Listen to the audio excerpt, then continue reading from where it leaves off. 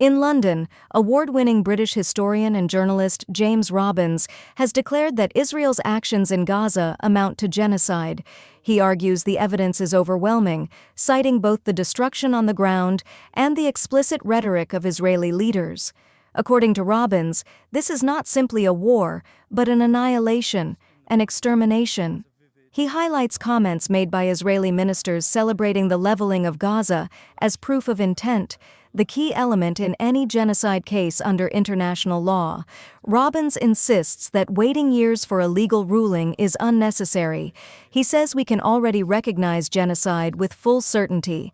United Nations investigators last week reached the same conclusion, reporting that more than 65,000 Palestinians have been killed since October 2023, most of them women and children, with famine spreading under the blockade.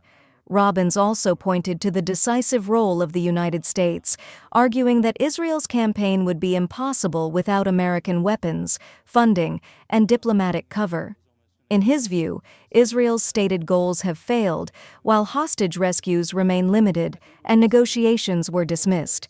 He concludes the true aim is far more severe: the occupation of Gaza and the expulsion of its entire population. Words and the actions of those responsible, the Israeli political leadership and the military leadership as well. The title of the book is actually almost a direct quote. It comes from the Israeli heritage minister, a guy named Amichai Eliyahu, and he said in November of 2023, a video of somebody's house being demolished with a bulldozer, and Amichai Eliyahu said in this post, "North Gaza is more beautiful than ever, blowing up and flattening everything is a treat for the eyes." Now, what this indicates is that there is a real fervor, a real commitment amongst the higher leadership in Israel, amongst the political leadership and amongst the military officers for the total destruction of Gaza, and that they find a real glee in it. And this becomes really important when, in several years' time, we do get some hearings at the International Court of Justice in which Israel will be called to account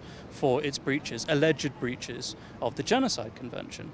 And all of these statements made by Israeli ministers and by Israeli military officers will form part of the case to convict Israel for the crime of genocide, and that will form part of what's called the intent clause.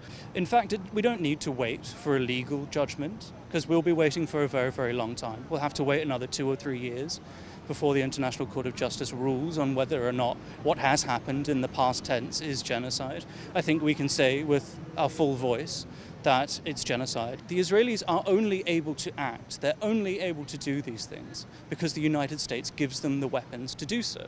Israel wouldn't have been able to fight this war or to encourage settler violence in the West Bank if the Americans had not given them bombs, missiles, artillery shells, tank shells, and the legal and diplomatic means in order to carry these things out. Look, the American president could phone up Benjamin Netanyahu tomorrow and say, "Stop this now, or we withhold all of the firearms, the munitions that we're sending you."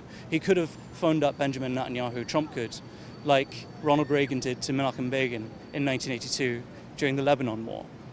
They are not doing this. Maybe they don't like how ugly it is, but they're totally resolved to follow Israel through to the end and encourage it to do so. What are the reasons that Benjamin Netanyahu has said that he's fighting this war?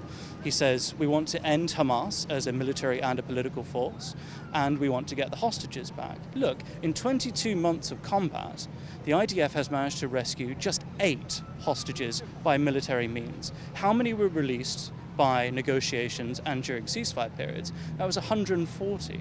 So the hostages clearly are not the real reason why this conflict is still going on. What about ending Hamas as a political and military organization? Well, Hamas have said multiple times during ceasefire negotiations, we will hand over power either to a technocratic Arab committee, or we will relinquish authority to the Fatah party in the West Bank.